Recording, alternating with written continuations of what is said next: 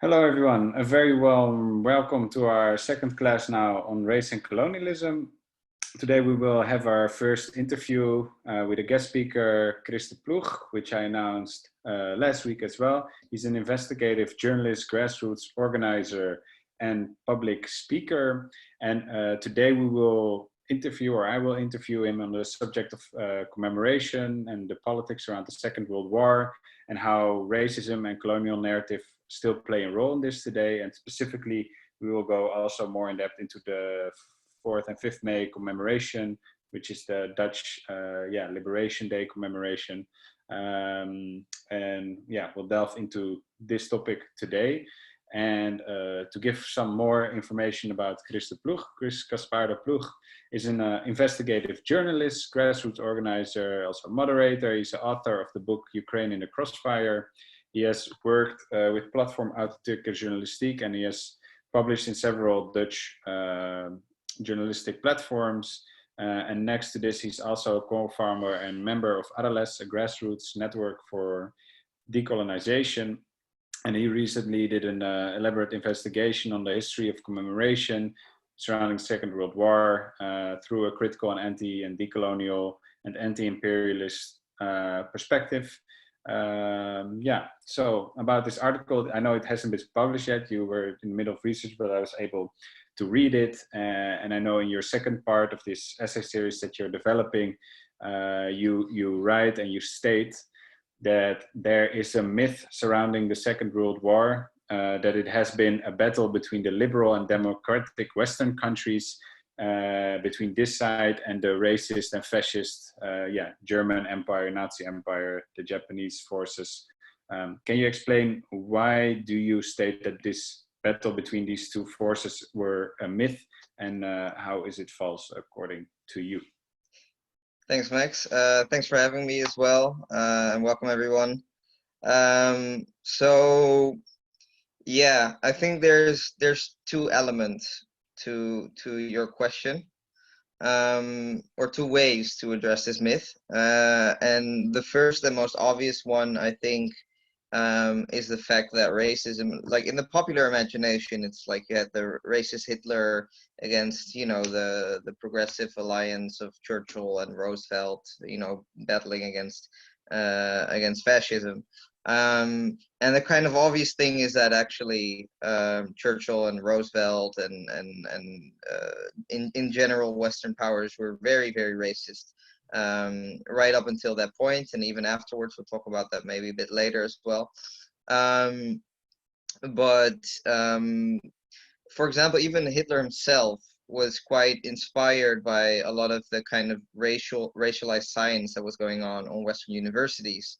In Mein Kampf, he cites sterilization programs, for example, in the United States, that were even legalized in quite some states, to in his words, preserve the purity of the racial stock.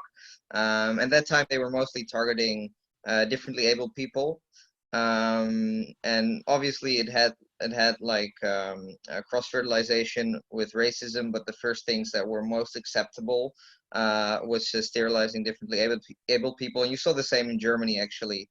In Nazi Germany, the first people to go to the gas chambers were differently able people.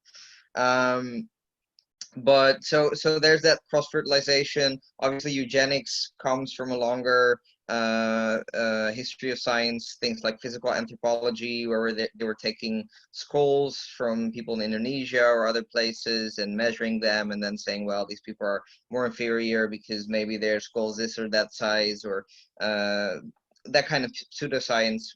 We still have a lot of schools actually here in the Netherlands, in the so-called Tropen Institute. It used to be the Colonial Institute, and it used to be quite a prominent kind of pseudo science place where they were collecting all these schools from the colonies. They still have them because they don't know whose families they're from and things like that, so they don't know what to do with them. They're in storage now. But this was mainstream across the West. You had a lot of racialized science, a lot of social Darwinism, things like that. And obviously kind of Hitler came out of that, the Nazi movement came out of that, and racism came out of that. So there's the ideological side to it. But also even during the war, we can see this. Like Churchill, for example, is seen as the great hero against Hitler. We have a street named after him, even here in Amsterdam. It's not even in the UK. He's was in a huge poll in 2000 by the BBC, was more than 1 million votes. He was voted like the greatest Brit of all time. I mean, I can go on. He's quite a legend.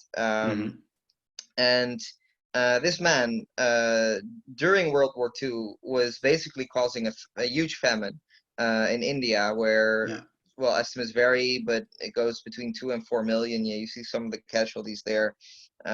People starving. Because these are vultures eating from starved people, the bodies, right? On this picture. Yeah, it's quite harrowing pictures.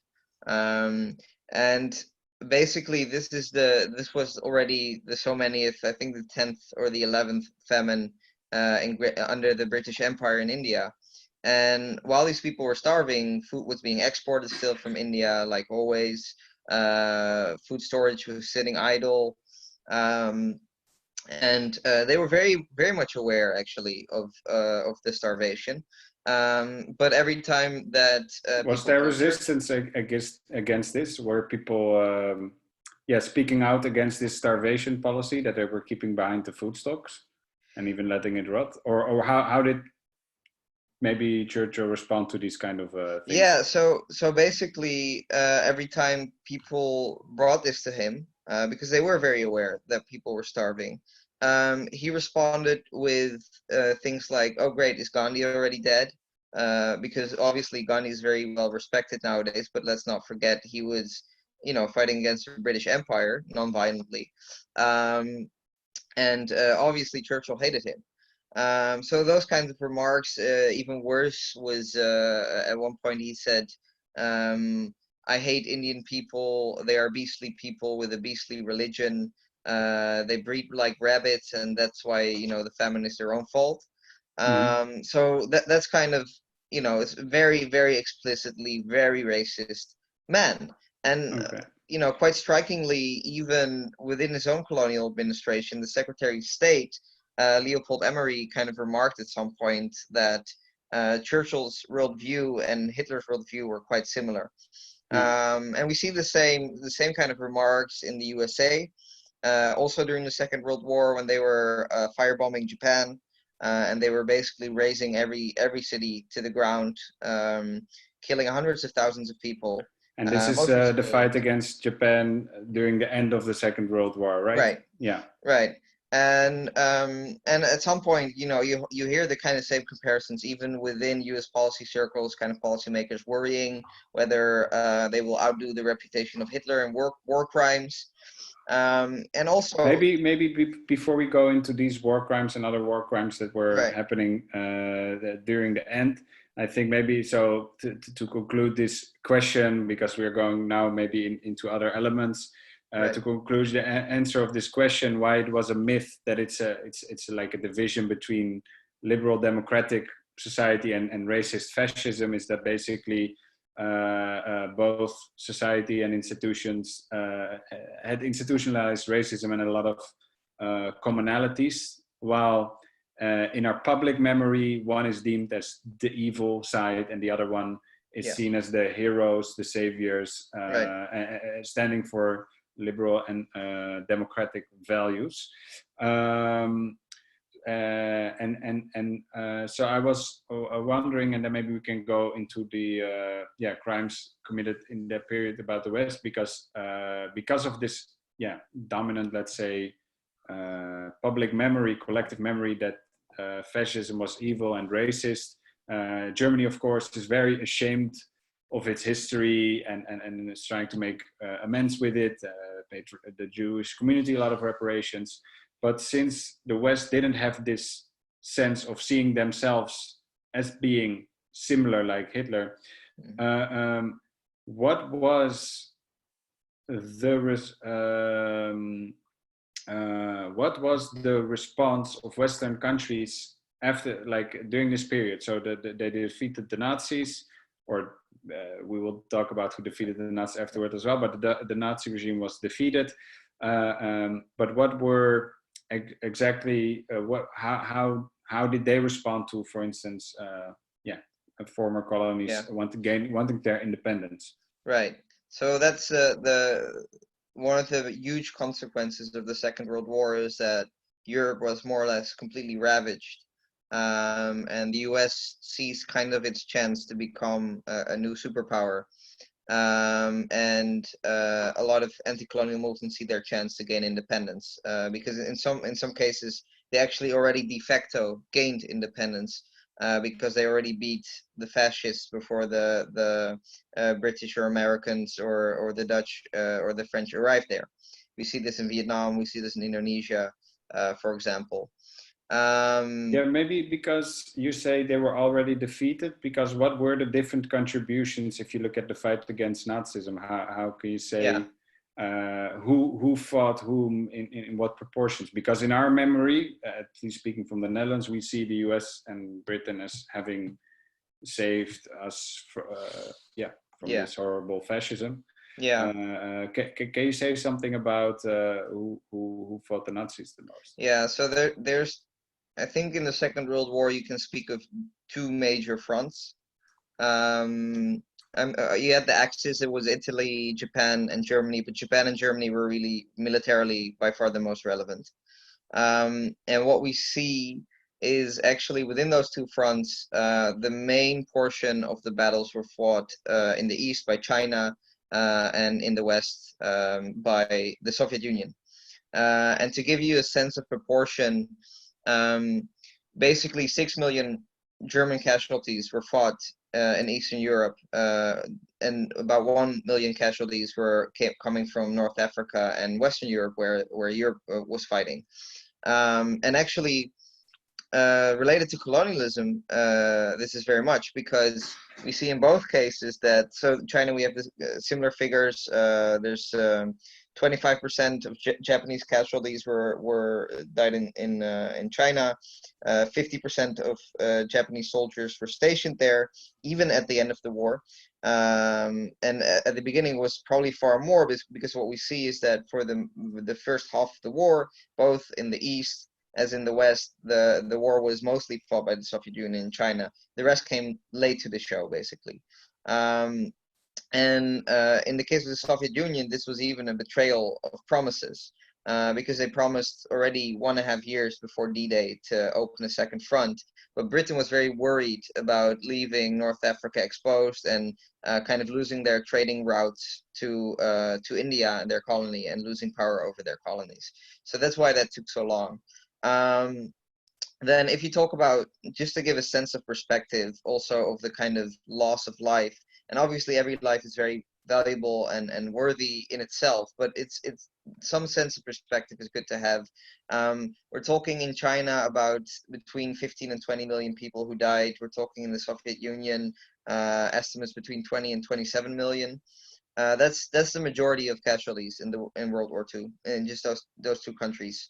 We're talking about also a percentage of the population way higher, not anywhere close near Western Europe and the United States. So if you want to give a comparison, because you're saying now the vast majority of, let's say, the fascist countries had to fight off fronts towards Russia and China.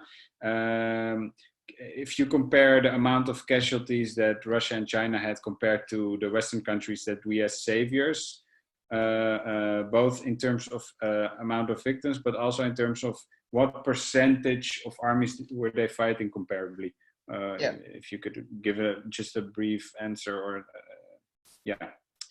so I think I gave those figures at the start, right? So we're talking about 6 million German casualties on the East Front against the Soviet Union, and 1 million against Western European and American armies. Okay. And in the case of Japan, it was a little bit more evenly distributed in terms of the casualty figures of Japanese soldiers, but in terms of the actual Japanese soldiers that were stationed overseas, even at the end of the war, when all the parties were involved, 50% of Japanese armies were still stationed in China. All right. So basically, you could say 6-1 on that side, and also the American and British forces came in much later in the war because they were fighting and protecting in the colonies for trade routes and things like this, and they had promised to help the Soviet Union. And I remember reading your article. There was also a general, someone who said that there was also a strategy of how you say, if one side is winning, let them kill the other side, because then you come out stronger. This is not just it's not a general, and it's not just a minor figure. This is Harry Truman, who was a senator at the time. This is 1941, and he became the president of the United States, the most powerful man in the world. Soon after that, a few years after that, still during Second World War, the last year of the war, he was president of the United States. And basically, it says something about the mentality, because they hated the Soviet Union so much. They were kind of saying things like, yeah, let's, if Russia is winning, we should help Germany. Germany's winning, we should help Russia, and that way let them kill as many as possible. That's the quote you're talking about. I wouldn't say that it's become the actual policy. I mean, they did help the Soviet Union in terms of air support and loans and things like that. But they came very late with that second front, and I do think that mentality played a role why they waited so long before giving actual. It didn't have a priority, basically. Let me put it that way. I guess you could say that. Yeah. And to round up this part of who contributed and who liberated what for the image. Was this known at the beginning? Because now in our collective memory, we sort of, at least in the Netherlands, don't pay tribute or do not make visible the contributions of former Soviet Union and China. Was this the case directly after the war as well, or did this change because of Cold War dynamics, or were people aware of this contribution in the beginning? Yeah, so I strolled a lot to find surveys because those are the kind of most solid proof we can have. But generally, I think yes. And I do have a survey from one country, which is France, where they literally asked like who did the most to defeat the Nazis. And there it was kind of the majority, or a little over half, said that the Soviet Union did most, and the second place was the United States with like 12% or something. So that was quite known. Even people like Churchill, who were quite anti-communist, admitted things like that in their memoirs. So it was quite known. I think basically the Cold War made us forget, because we were not supposed to remember this. Can you you now say something relevant? We were not supposed to remember this, and then maybe we can talk about race and commemoration as well. If you look at the commemoration of the Dutch commemoration specifically, can you give examples of how this memory or this contribution has been made invisibilized? Yeah. So in the Netherlands, and this is actually in most European countries, the first 15-20 years of World War II commemorations, and generally of the kind of memory of the World War II in general, it was very much focused on a kind of mythologized, romanticized image of nations who kind of en masse resisted the Nazis, and very much focused on an image of a kind of a white male resistance fighter. And obviously, especially in Western Europe, this is a complete myth. That's pretty much accepted now, that this is a myth, and that was very fallacious, that kind of way of commemorating. Because the Dutch were more efficient in targeting and exterminating and deporting Jews than Germany itself, right? Well, obviously, it was the German numbers, occupation of the Netherlands, but yeah, the people, the percentage of Jews, Dutch Jewish people who died was a lot higher than happened in Nazi Germany, and than happened in any Western European country. It was 73% of Jews who were killed, more than 100,000. Yeah. So basically, in the first part of the commemoration, this image was not given, but it was more an image about, so we resisted and we fought bravely right, and it against was, the occupiers, but yeah, maybe in practice we collaborated quite quickly. yeah, and it was even more extreme because the Jews didn't even have a part in the entire commemoration. The Jewish Holocaust, this is another thing that's not very known right now, but it's at the first, like, Europe was very anti-Semitic, both before, during, and after the war. And the whole acknowledgement of the Holocaust came quite late, at least in any substantial popular way. So it took until 1966 actually before, so it's almost an entire generation before the Holocaust was becoming a part of the World War II commemoration in the Netherlands. And very, very interesting is that the first time they actually changed the mandate to not just commemorate resistance fighters, but also to commemorate others, was not for Jewish victims, but it was to commemorate the so-called victims of the Dutch colonial wars. And when I say so-called victims, I mean because they were only commemorating Dutch soldiers who were actually the colonial power trying to maintain their colony. Let's save that one. I want to ask one more question first about, so the Jews were not included in the commemoration in the Netherlands until 1966, so it was only about the resistance fighters. But if you look at the resistance within the Netherlands against the Nazis, could you say something about, because I know a lot of people, and that was in many European countries, most people who resisted the fascism and the occupations were a lot of times communists. So in this image of who was the, let's say, resistance fight heroes, how did they deal with the fact that a lot of them were communists that were resisting? Were they included? No, not at all. In fact, all the kind of communist resistance members were not welcome during the commemorations. They went even so far. So explicitly excluded. Yeah, basically, yeah. I can go into the details, but basically they were not welcome. Could you give maybe not all the details, but could you give an example in which way this memory of communists in different European countries contributing in resistance has been made invisible, or specifically in the Netherlands? So probably the most extreme example I can give was the commemoration in 1951 of the girl with the red hair. She was a national icon of resistance. She was executed by the Nazis, and she was active in a communist resistance group. And because communists were not welcome on the official 4th of May commemoration, they organized their own commemoration on the day that the girl with the red hair was killed. And this was quite huge. This was tens of thousands of people going there. And the Dutch basically sent the military.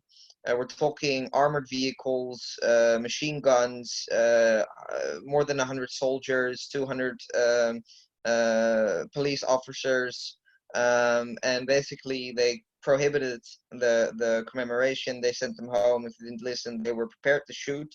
A general actually admitted that later in an interview.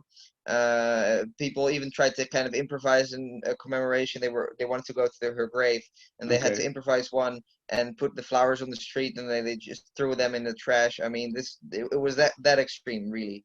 So to summarize, to give an image, so the commemorations were about resistance heroes, but the communist contributions were explicitly put out, like excluded from the main commemorations. Then people started to organize separate commemorations to also commemorate these other heroes, but then they were attacked by military and police forces to keep this out of the collective memory, as in because European powers were having this Cold War dynamics and an anti-communist sentiment of the time. I think that's clear. So now that we had this route, maybe to go back on the topic of race and colonialism, you were just talking about the commemoration got extended, right? It wasn't static. So first you had Yeah. only the resistance heroes, but not left people. Yeah. And then they extended in the Netherlands. So they said, okay, we commemorate our Dutch brave heroes. But also we want to extend all the Dutch soldiers who went out. That was the first extension of commemoration, even before the Jews were included, were the ones who were going to Indonesia to fight, to get back. Indonesia was asking for independence. Yeah. Could you tell us a little bit, first, just to give brief, maybe our viewers don't know, what happened, what was exactly, what happened after Second World War, when we were trying to get Indonesia back, and who exactly are we commemorating and not commemorating, if it is in terms of race, about Indonesia? Yeah. So in the Indonesian context, the racial politics, it was extremely racialized, and the racial politics was kind of, you had the so-called totoks, the full Dutch people on top, and legally speaking, people of mixed descent who have a Dutch father, if they were recognized by their Dutch father, they would also be considered totoks. And the reason is that there weren't enough white women there to make enough children for the settler colonial class. So there was a lot of rape and things like that going on. And so you had that layer, and then everybody, then the second layer was kind of the Chinese and the Arab migrants, and then all the way at the bottom, and this is literal apartheid. This is like actual a legal system, not just like a kind of racist sentiment. And then on the bottom was basically the indigenous people of the islands, which is the vast majority, obviously. The inlanders in Dutch terms. Yeah, inlanders in Dutch term. Yeah, it was kind of a slur, that word. And you had like a pool where they would say no inlanders and dogs allowed, stuff like that. So what happened is that during the war, a lot of the white people and the people of mixed descent were put into camps by the Japanese, because the Japanese were very brutal, but they were also anti-European and colonial, anti-white. Yeah, they had some sense of Asian pride against the West. So the white people there were specifically targeted, and not just for that ideological reason, but also because they were the main people in power, obviously, when the Japanese arrived. So that's actually, when we're talking about commemoration, that's the people that are commemorated right now and nowadays. And the people who are not commemorated is the 3 to 4 million people at the same time who were starving because of the Japanese policies. Those were mostly so-called inlanders, and that's during the war. And this distinction is quite explicit. Like if you go to Counting the Dead on the 4th of May website, they literally give you like the 17,000 European people and not the 4 million Indonesians. But then comes the even, I think, worst part, and that is that after colonialism, when basically the Indonesians had already freed themselves, the Netherlands started new colonial wars to regain their power. And they even collaborated with the Japanese with this, because the Japanese kind of had a unconditional surrender against the United States and against Great Britain. And part of that surrender was that they would maintain power in the colonies until the Western forces arrived there. You saw the same in Vietnam, you saw the same in communist China, and you saw the same in Indonesia. So there were even like fascist Japanese soldiers fighting for the Netherlands actually at the start. Okay, so to recap, because you're giving a lot of information. So with the commemoration now, first resistance fighters, etc. Now we got included the people who died in the Second World War. They also meant the people who died by fascist Japanese occupation. But then in the numbers who they commemorate, they only commemorate through this apartheid system the white population of Indonesia, but not the indigenous people. They don't include in the Dutch commemoration. Right. And secondly, they commemorate the soldiers that we sent out after the Second World War to reoccupy Indonesia, in which these fallen soldiers are commemorated, but not the victims of basically Dutch Nazism, you could say, or Dutch occupation there. And we were fighting and collaborating together with the Japanese fascist forces, you're saying, to combat the liberation. Yeah, I mean, because the Netherlands was quite heavily defeated by Germany, we weren't the first able there. To do it so ourselves. the first there was Great Britain, but they were there in our name. And Great Britain fought with the Japanese against. Okay, now I get it. And then Netherlands came later. By that time, the Japanese were gone. Yeah. And then killed about 100,000 people there. Yeah, there's no good estimates, but that's the figure that you hear a lot. Yeah. Okay, that's clear. I think maybe to give a sense also, because what we started off with this myth, maybe to give a nice quote as well, and because there were also anti-colonial intellectuals giving different perspectives on this, about this divide of, as in this, there's been a liberal, it was a fight between liberal democracy and racist fascism, that there was no divide. I think it's nice to give a quote of Aimé Césaire in his work on discourse on colonialism, where he describes, this is a quote, the barbarism of Western Europe has reached an incredibly high level. And I'm not talking about Hitler or the prison guard or the adventurer, but the decent fellow across the way. Not about members of the SS or the gangster, but the respectable bourgeois. They tolerated that Nazism before it was inflicted on them. They absolved it, shut their eyes to it, legitimized it, because until then it had been applied only to non-European peoples without being aware of it. He, the respectful bourgeois, has a Hitler inside of him. And I think he captures really strong the point that, well, besides the racist context there was similar to that of Hitler, we also went in to commit horrible crimes right after the Second World War, while we were liberated from the racist Nazism. And now I want to go to the next subject or part, because what is maybe also interesting about commemoration politics, that it has been quite whitewashed, you could say, as I read in your article, because there was also huge contributions of people of color in Western armies. Could you give like an impression how huge was the contribution of people of color in Western armies, and in what ways has this been erased from collective memory and been whitewashed? Right. So obviously, when we're talking about Western Europe, the Netherlands was more or less irrelevant. We were completely defeated. We barely had an army to speak of anyways. So we're talking here more than about the United States, about France, and about Great Britain.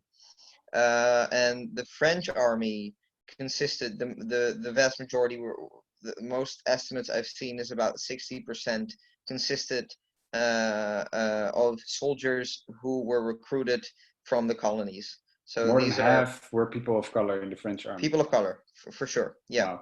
Wow. And Great Britain, we don't have exact figures, but I would be absolutely surprised if it's not the vast majority, because I do know that 2.5 million came from India. 600,000 of these were Muslims even. Which is a minority in India. We're talking about 600,000 soldiers from the African colonies, and that's already like 3.1 million from the colonies. And I was trying to find total estimates of Great Britain. It's hard to come by because they had so many different divisions across the world, but most estimates go, somewhere about 3.5 million, which would suggest the vast majority would be people of color. So we're not even talking about a relevant portion. We're talking about either half of the army or a majority of the army of these forces of people of color. And can you explain how, because in my imagination, I was shocked when I learned about this, how is it possible, in what ways did they invisibilize the contribution of these soldiers, and were these soldiers welcomed in, we are celebrating, we defeated, we say in our narrative at the time, we defeated the Nazi fascism. How, I mean, I would say if a lot of them were people of color who fought side by side, maybe with the white people, were they welcomed? How could this be? How did they not include all these people and their contribution? Yeah. How did they even respond to? Yeah. So like I said, the main image in all these commemorations was a white male resistance fighter in every single country in Western Europe. In the case of France, we even have a very extreme example of this kind of whitewashing, which is the fact that there was basically they had trouble finding a white battalion to show for the photo op in Paris, for the liberation in Paris, because the Great Britain and the United States basically thought, you know, the French people will not recognize themselves, they will not respect a battalion where the majority are not white. So to kind of boost morale of the French people, they wanted a fully white battalion to lead the liberation of Paris and to put for the photo op. So they had to kind of find, there was one battalion which was kind of semi-majority white, and then they had to kind of filter out as much as they can, and then they could make that whole completely white. That was the battalion that was shown in all the pictures across all the newspapers in Europe. So that's a very extreme example. But in general, just keeping them out of the image, basically. Keeping them out of the image. That was one exactly. way. Yeah. And how did civil society react to? Because I remember reading in your article as well, U.S. soldiers, for instance, of color returning, you know, after having contributed. How were they? Could you elaborate on this? Yeah. So that's quite a tragic history, because a lot of the black people who fought in World War II, when they came back, and they had the sense of, we fought against Nazism, we fought against racism, and now I'm coming back to an apartheid state in the South. Yeah, because there was still apartheid. Yeah. Exactly. So some of them had a kind of a strong sense of pride, and they would take less racism. Sometimes they would open their mouth, or they would, you know, not just roll over every time a racist white person would say something to them. And because of that, you saw actually that they were some of the most targeted. So they were actually disproportionately targeted in the South for lynchings during that time. For that reason. So, you know, the racism in the US, it was very extreme. We saw the same in France and Great Britain. We didn't have lynchings there, but you saw that, for example, the people who fought for those armies didn't receive the same pensions as the white soldiers, like a third of it, stuff like that. Yeah. All right, clear. So then I think maybe to round up our interview, it's now clear who has been commemorated, especially also in the Dutch context. So, you know, not the left or communist groups that have made a contribution against resistance, not the people of color who have contributed against the fight.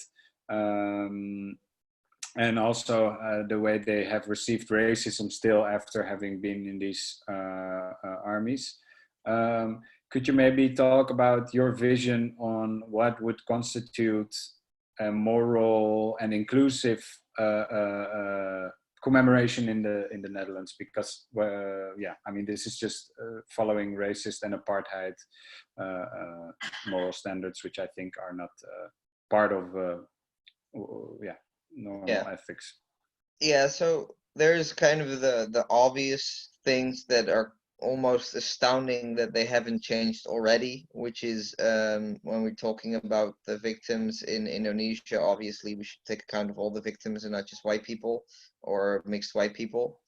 Then the second thing is so we discussed how we commemorate Dutch soldiers who fought in Indonesia. Obviously, we should also commemorate the victims, the people they killed. In fact, they should be center stage in any commemoration, the victims, not the perpetrators. It's kind of like centering the SS or the Waffen SS in a World War II commemoration. It's ridiculous.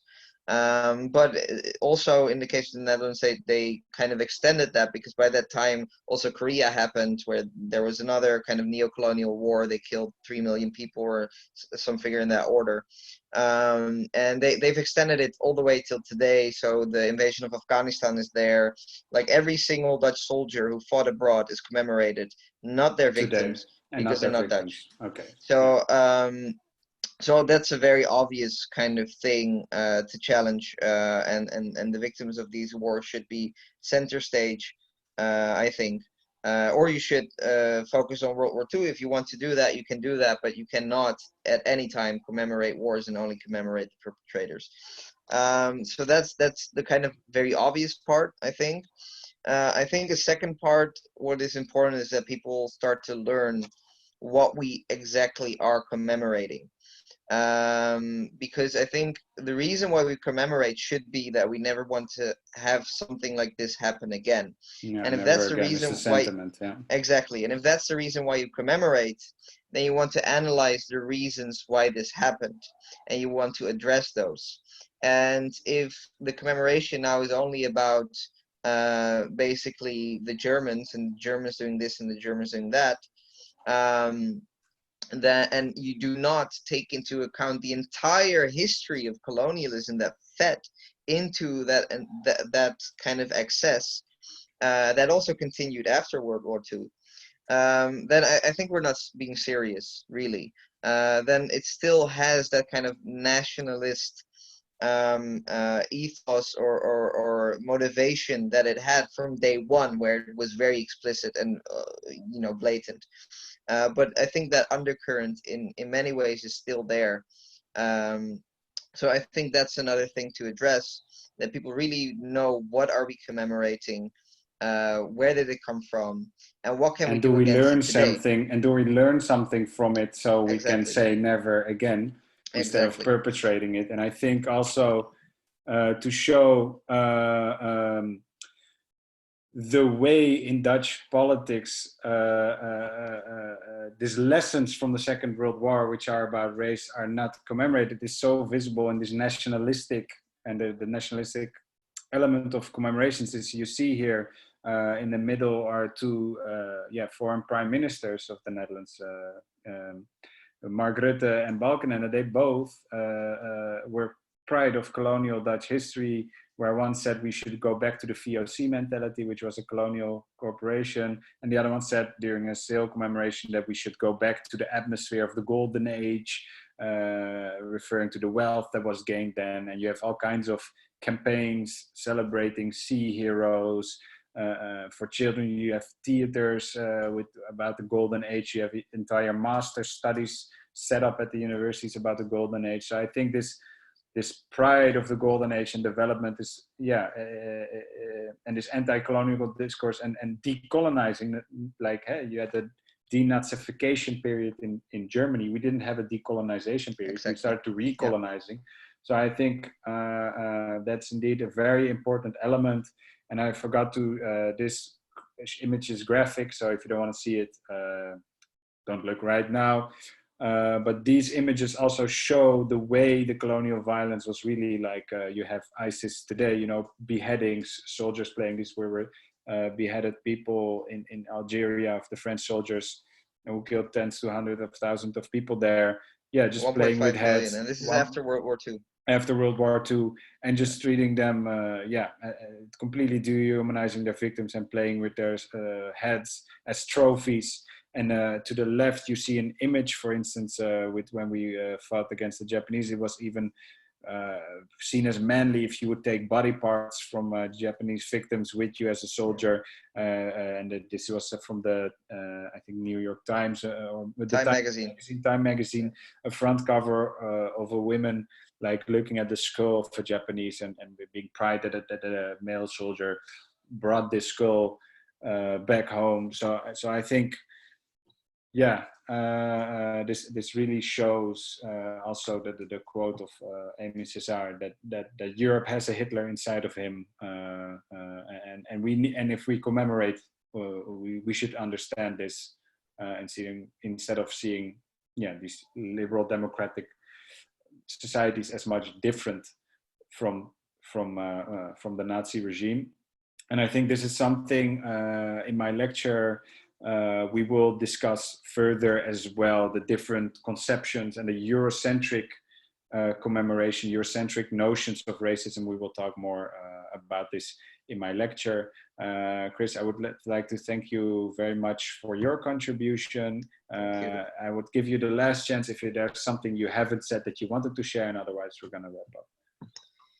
Yeah, maybe, I mean, there's so many things to say about this, but I think to finish off, it would be good to emphasize that the things I mentioned that need to change, we should not wait for governments or mainstream institutions to change them, because what you see is the inclusion of Jewish people in the commemoration, the inclusion of LGBT people in the commemoration, the inclusion of communists in the commemoration, all these things. Of course, Sinti and Roma, which is a very important group as well.